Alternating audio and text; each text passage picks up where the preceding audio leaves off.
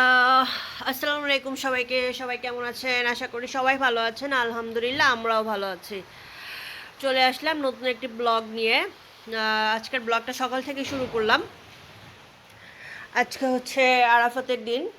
সবাইকে রোজা রাখছেন? সবাই কমেন্টে বলে যাবেন।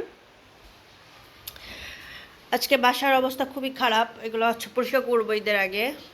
ফ্রিজটা হচ্ছে আম্মু বরফ ফালা রেখে গেছে।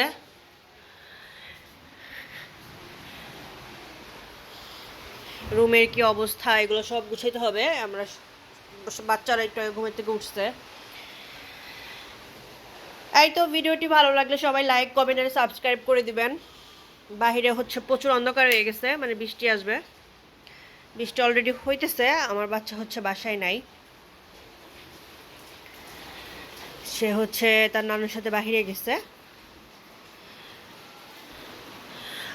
চলেন তাহলে কাজ শেষ করি। কাজ শেষ করে আমি আবার আসবো।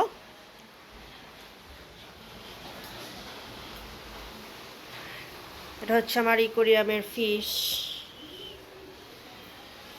হয়তো আমার মেয়ে মনে চলে আসছে।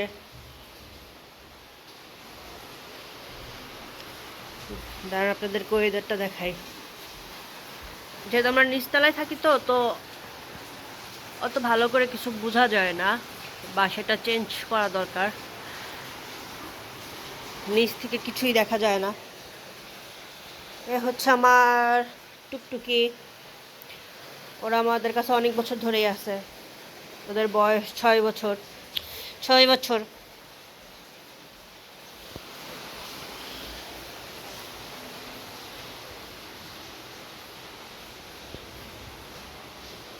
আজকে হচ্ছে কাভারগুলি খুলে দিব, সোফার কাভারগুলি খুলে কাভার চেঞ্জ করে দিব। পরে হচ্ছে মেরুরটা পরিষ্কার করতে হবে। আমার বাবা হচ্ছে পর্দাগুলোকে সবসময় এরকম করবে। মানে 2 রুম এখন হয় না আর কি, আমাদের একটু বড় সড় রুম দরকার। ইনশাল্লাহ আল্লাহ চাইলে তাও হবে। ওই দেখেন আমার মা পেঁয়াজ কোথায় রাখছে। গ্রাম থেকে পেঁয়াজ নিয়ে আসছিল 1 মনের মতো, তো ওই পেঁয়াজ রাখার জায়গা পায় না, এই জন্য পেঁয়াজ হচ্ছে উপর উঠায় রাখছে। চিন্তা করছেন বাঙালি মানুষের বুদ্ধি। এই তো বিকালে তারপর বাইরে গেলাম, বলছিলাম না আপনাদেরকে অনেক বৃষ্টি হয়েছে। দেখেন বৃষ্টিতে রাস্তায় পানি উঠে কি অবস্থা হয়ে গেছে। তারপর হচ্ছে আমি রিক্সা নিলাম বাসার সামনে থেকে। রিক্সা নিয়ে হচ্ছে আমি যাইতেছি, যেহেতু পরশুদিন ঈদ, তো কিছু কেনাকাটা করব, এই জন্য হচ্ছে বের হলাম। ভিডিওটি ভালো লাগলে সবাই লাইক করেন আর সাবস্ক্রাইব করে দিবেন। আমি হচ্ছে একটু শপিং মলে আসছিলাম আমার মেয়ের জন্য কিছু জুতা কিনতে। এই তো আজকের ব্লগটি এখানেই।